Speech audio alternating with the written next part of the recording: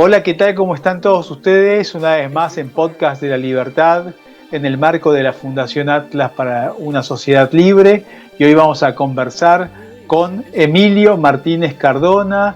Él es escritor y analista político, uruguayo, boliviano, reside en Bolivia, nacido en Uruguay, escribe, es muy prolífico en la redacción de su columna de opinión y ha escrito un artículo muy interesante titulado El álbum de las cleptocracias, vinculado a el encuentro de Lula con Cristina Kirchner, ¿no?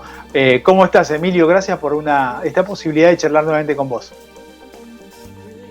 ¿Cómo estás, Martín? Un gusto, estar aquí en tu espacio y poder charlar sobre este tema tan interesante, ¿no? De este encuentro que ha habido de estos dos grandes cleptócratas del siglo XXI. Sí, tal cual, ¿no? Y vos, te pregunto, cuando hablas de cleptocracias, ¿a qué te referís y por qué hablas de Lula y Cristina como parte de este movimiento, digamos? Bien, kleptos es del griego ladrón, por lo tanto se trata de los gobiernos de ladrones o gobiernos especializados en la corrupción, porque si no hay inflación e hiperinflación, hay corrupción e hipercorrupción, que es lo que ha habido en estos gobiernos y regímenes llamados del socialismo del siglo XXI o afines que se han dado en estas últimas décadas en América Latina. Algunos con formas más o menos democráticas, como es el caso de los dos mencionados, y otros con regímenes ya claramente autoritarios, como es el caso de Venezuela, creo que es el más emblemático. Ensayaba en esa columna definirlos como las cleptocracias del siglo XXI, porque son gobiernos donde la corrupción es llevada a un nivel tal, de paroxismo.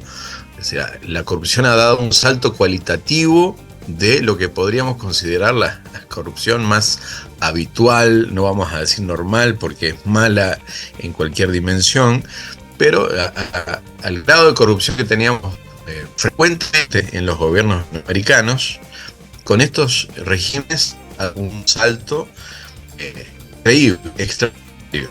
Tenemos los Mon, por ejemplo, el caso del Lavallato, que implica a Lula da Silva. Ese es un caso donde se estima que en total el robo, el latrocinio fue de unos 2.640 millones de dólares. Es gigantesco. Y ustedes conocen muy bien en Argentina las cifras de los casos que implican a que está teniendo que devolver más de 500 millones de dólares en la causa que ha sido juzgada recientemente. Sabemos que hay muchas otras más. Por lo tanto, hay ese salto cualitativo en la corrupción que fue dada con estos crímenes como el venezolano. Y llama mucho la atención el desparpajo con el que un mandatario como Lula, que estuvo en prisión durante 500 días por el caso Lavallato, al cual la justicia brasilera nunca declaró inocente. Él está libre por un tecnicismo jurídico, porque se vio que su caso debería haber sido tratado dentro de otra jurisdicción, dentro de otro estado, y no donde fue juzgado, simplemente por eso. Cómo Lula da Silva va a visitar a Cristina Fernández en su prisión domiciliaria de Oro, y se toman una foto muy sonrientes, y ahí, nació la idea de, esto es para el álbum de la cleptocracia, que este álbum, obviamente, terminará teniendo muchas más figuritas a lo largo de años de los países latinoamericanos, a medida que se vaya haciendo justicia en otros casos.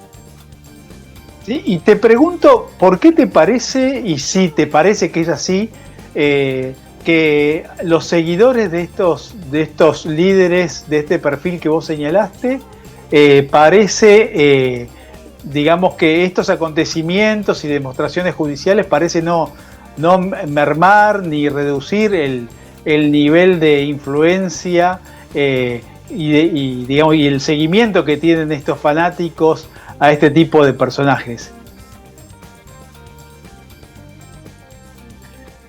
Claro, es que estos personajes han construido alrededor suyo unas estructuras donde podemos decir que en un primer anillo de cercanía hay gente que se benefició también de estos grandes latrocinios.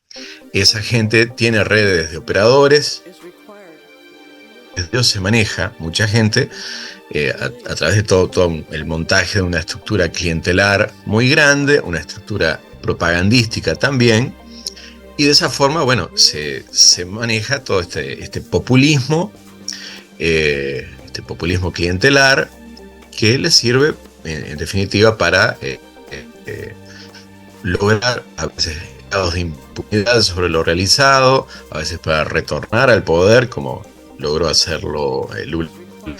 Y yo me estaba acordando de algunos intentos de incursión política que tuvo hace muchas décadas atrás Pablo Escobar en Colombia, cuando fundó un partido político. Y Pablo Escobar tenía una popularidad inmensa en Medellín, en gran parte lograda por la distribución que hacía de dinero, más o menos festiva en los barrios pobres, en fin. Entonces, tal vez esto no ha sido inventado por estos gobernantes, sino que es toda una tradición que se fue incubando a lo largo de las décadas. Pero en definitiva, si bien el populismo tiene muchos años, este ha sido el populismo corrupto más intenso que ha tenido el continente y la región.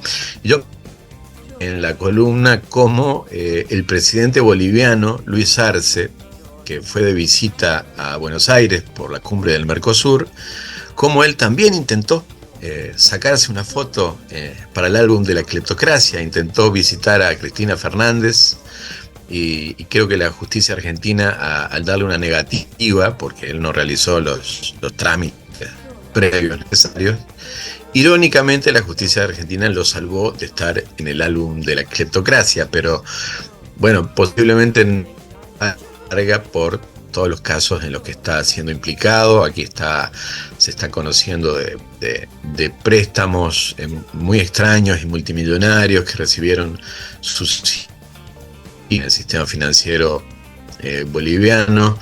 Se está conociendo también las grandes presiones que está poniendo este gobierno, que está de salida, para que se aprueben ahora los contratos del litio con China y con Rusia. Entonces, bueno, seguramente está acumulando deméritos para figurar en ese álbum de la cleptocracia, que va a ser interesante publicarlo dentro de algunos años. Sí, y para finalizar, te quería hacer una pregunta. Vos en tu artículo haces referencia a una visión de Pareto sobre este fenómeno de los socialistas y este tipo de actividades descritas por vos. ¿Nos podrías sintetizar un poco esa visión? Así es, Vilfredo Pareto, que es uno de los fundadores de la sociología, él decía a principios del siglo XX, ¿no? Creo que con mucha visión de futuro, él decía que los socialistas son la aristocracia de los bandidos. Entonces, incluso cuando no había llegado a desarrollarse en su plenitud, ¿ah? Pero vio lo que se venía Pareto.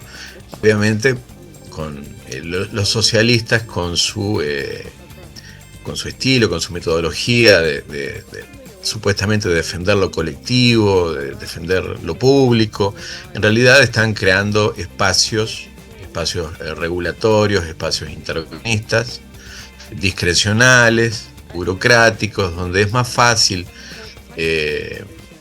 imponerle al sector privado, ponerle ciertos tipos de coerciones y por lo tanto de permisos burocráticos que dan lugar al soborno, a la coima.